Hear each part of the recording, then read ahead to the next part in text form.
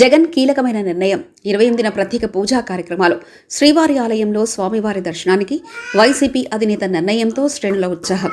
తిరుమల తిరుపతి దేవస్థాన లడ్డు వివాదం ఇప్పట్లో తేలేలా కనిపించట్లేదు. అటు అధికార పార్టీ కావచ్చు, ఇటు ప్రతిపక్షం కావచ్చు, రెండు పక్కల కూడా ఎత్తుకు పై ఎత్తులు వేసుకుంటున్నారు. రాజకీయ కోణంలో ఉందా లేదా అన్న విషయం పక్కన పెడితే ఖచ్చితంగా శ్రీవారి విషయంలో తాము తప్పు చేయలేదని రెండు రాజకీయ పార్టీలు నిరూపించుకునే ప్రయత్నాలు మాత్రం కనిపిస్తున్నాయి. ఈ నేపథ్యంలో జగన్మోహన్ రెడ్డి ఓ స్టెప్ ముందుకు వేశారు. తానంటే తాను ఒక అడుగు ముందుకు వేసి తిరుమల లడ్డు వివాదంపై వైఎస్ జగన్ కీలక నిర్ణయం తీసుకున్నారు. ఈ నెల 28వ తేదీన జగన్ తిరుమల వెళ్లాలని నిర్ణయించుకున్నట్లు తెలిసిందే. అయితే జగన్ తిరుమలకు కాలినడకన వెళ్లి తిరుమల వెంకటేశ్వర స్వామిని దర్శించుకున్నారని పార్టీ వర్గాల నుంచి అందుతున్న సమాచారం. అయితే అదే సమయంలో జగన్ ఖచ్చితంగా డిక్లరేషన్ ఇవ్వాల్సిందేనని టీడీపీ నేతలు వాదిస్తున్నారు. తిరుమలకు వచ్చి స్వామివారిని దర్శించుకోవాలంటే జగన్ తాను వెంకటేశ్వర స్వామి భక్తుడినేనంటూ డిక్లరేషన్ ఇవ్వాలంటూ ఆర్థిక మంత్రి పయ్యావుల కేశవ్ కోరారు. ప్రజల మనోభావాలతో ఆడుకోవద్దని వారు కోరుతున్నారు. ఈ నెల 28వ తేదీన అన్ని దేవాలయాల్లో పూజలు నిర్వహించాలని వైసీపీ నేతలకు జగన్ పిలుపునిచ్చారు.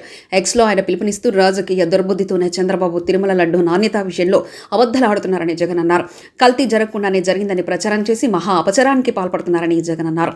వైఎస్ఆర్సీపీ నేతలంతా ఈ నెల 28వ తేదీన ఆలయాల్లో పూజలో పాల్గొనాలని జగన్ పిలుపునివ్వడంతో మరోసారి వివాదం రాజుకుంది.